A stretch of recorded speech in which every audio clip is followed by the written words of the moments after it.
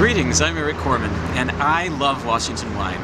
One of the coolest places to experience Washington wine is right here at Urban Enoteca. It's in a place you would never find unless you knew what you were looking for, and in a very industrial part of town here in Seattle.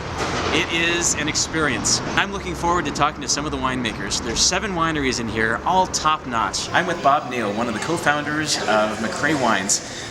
I like to say one of the pioneers of the Washington State wine industry, because they were the first to get into Rhone wines. Think Syrah, think Viognier, think Roussanne. Look at this. Each one of these is unique and tastes wonderful, and yet they were the first. There was nobody in Washington State who dared to plant Rhone varietals. We started out life in 1988 as a Chardonnay winery and made a great reputation on Chardonnay the first 5 or so years. But by our second year, Doug, the winemaker, found some Grenache vines down in the Columbia Gorge and just had to do Rhone. Little by little it took over, and then in '01 we actually gave up on the Chardonnay and have since been exclusively Rhone varietals. So we actually weren't the very first Syrah in the state, however we were the first winery to go out and really promote Syrah, really put on the map, sell it to restaurants, etc.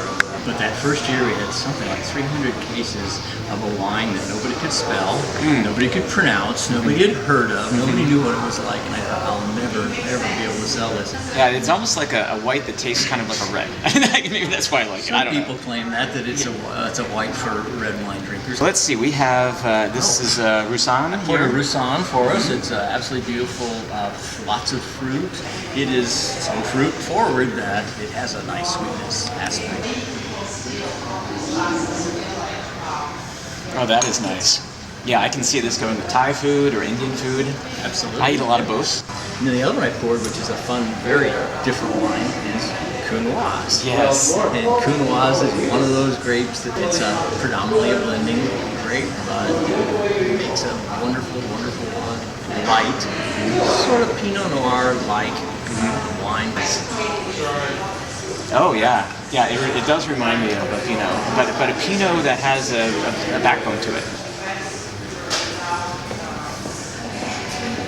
Oh, that is smooth. That is really smooth. I can see you drinking this on your porch in summertime. That's exactly, I think, and I always ask people to channel grilled salmon when you're drinking it.